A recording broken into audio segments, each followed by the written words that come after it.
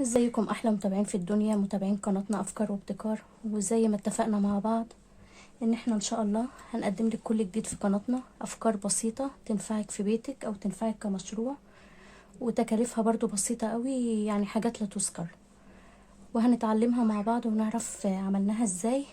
وبصراحة انا كنت عايزة قوي استنى اعمل لكم دي، يعني اقول لكم دي ايه في التعليقات، تقولوا لي دي معمولة بايه، وبعدين انزل لكم بالفيديو. بس عشان انتوا حبايبي انا هقول لكم دي ايه. اول حاجة هنعرف خاماتنا ايه. دي عبارة عن ايه؟ عبارة عن قلة زي دي، تجيبيها بقى بايد، تجيبيها من غير ايد، الحجم اللي انت عايزاه على حجم الفازة اللي انت عايزة تعمليها. طيب عملناها، حولناها ازاي من قلة لفازة شيك قوي. ودي برضو كانت شمعدان من نفس الخامة دي، من خامة القلة اللي هي اللي بتتباع حاجات رخيصة قوي، تمنها رخيص قوي بصراحة. حولناه لشمعدان انتيكة تحفة قوي. هنقول ازاي وخاماتنا ايه. نشترك مع بعض في القناة علشان يوصلك كل جديد، ونعمل لايك ونقول بسم الله الرحمن الرحيم، ونقول محتاجين ايه النهاردة معانا. اول حاجة ده رش سبراي زي ما قلنا، بيتجاب من عندي بتاع المون، تمنه رخيص اوي، تقريبا 15 جنيه. في منه كل الالوان. انا حبيت النهاردة الاسود. احنا عملنا مع بعض قبل كده كذا لون في كذا حاجة. تخشي على القناة ان شاء الله وهتشوفي كل الحاجات اللي احنا عملناها. ولو جبت الازايز ديت ما ترميهاش، يعني سيبيها زي ما هي، عشان هوريكي كذا استعمال وكذا فكرة بنفس الازازة، يعني مش هتحتاجي تشتري تاني. اول حاجة هنعمل ايه، ندي الازازة،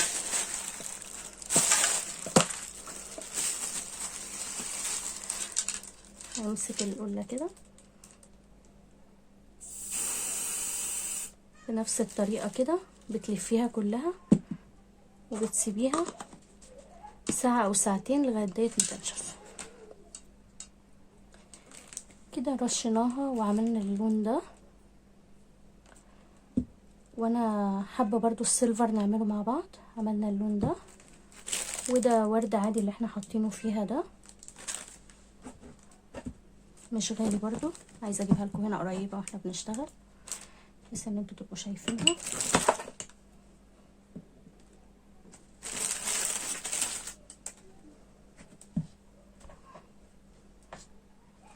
هي من كل الجهات. هنحتاج ايه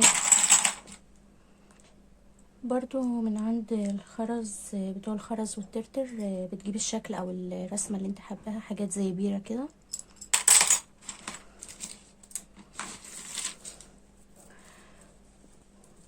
وده كنا استعملناه مع بعض قبل كده، قلنا مش غالي، كانت يعني دي تقريبا قدها مرتين، كانت ب5 جنيه. ودي بيره لولي،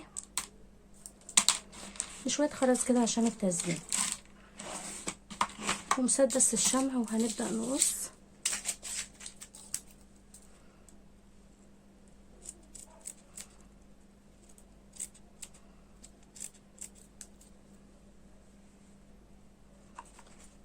وهنبدأ مع بعض بالمسدس كده. بصي احنا عملنا هنا إيه 2، يعني عاملاه قصة مزدوج، مش شريط واحد، لا انا قصيته مزدوج بحيث يبقى شكله اوضح. وبما ان سيلفر يبقى اساسي، انا بحب قوي على اللون السيلفر اللون الاسود بيبان عليه اكتر. هنكمل بقى مع بعض للاخر.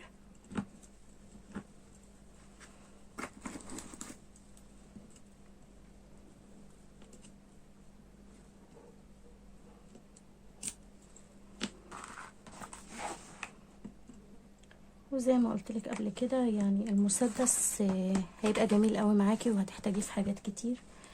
هنعمل افكار مع بعض كتير قوي ان شاء الله. نفس الفكرة، هنلف هنا داير برضو.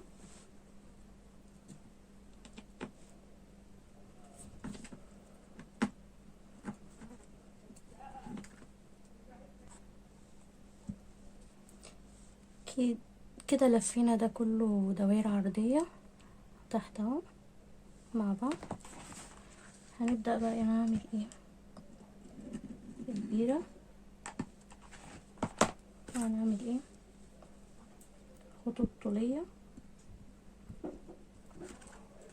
كده، بتجيبي قصاده على طول عشان ما تحتريش بالتقريب كده. وانتي مع الاستمرار يعني لو عملتي الموضوع ده كتير هتلاقي الموضوع بالتقريب بيجي معاكي ايه، عرفتي اللي قصاده بالظبط هيبقى ازاي من غير ما تقيسي ومن غير مسطره ولا حاجه. دي واحده كمان.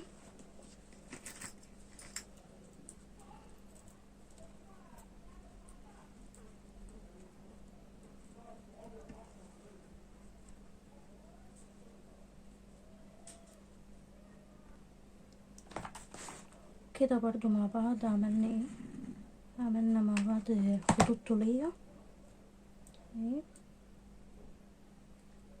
بالتقريب كده المقاسات.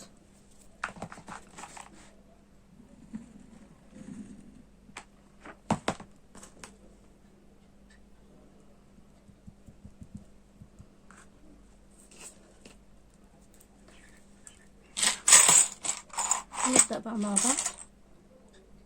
يعني انا حابه نعمل اختلاف ونحط المره دي ايه اللي هي البيره اللي بالطول دي شويه شبه دمعه العين او قطره الميه.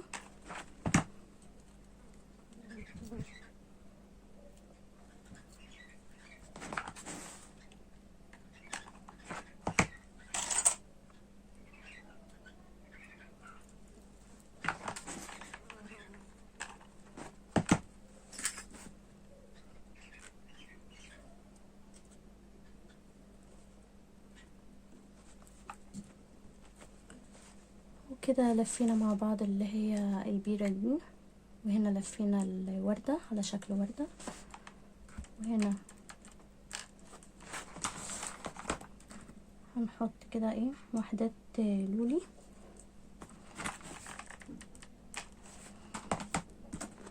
زي ما انت شايفة الفكرة بسيطة اوي وسهلة وخاماتها بسيطة اوي وموجودة مش غالية.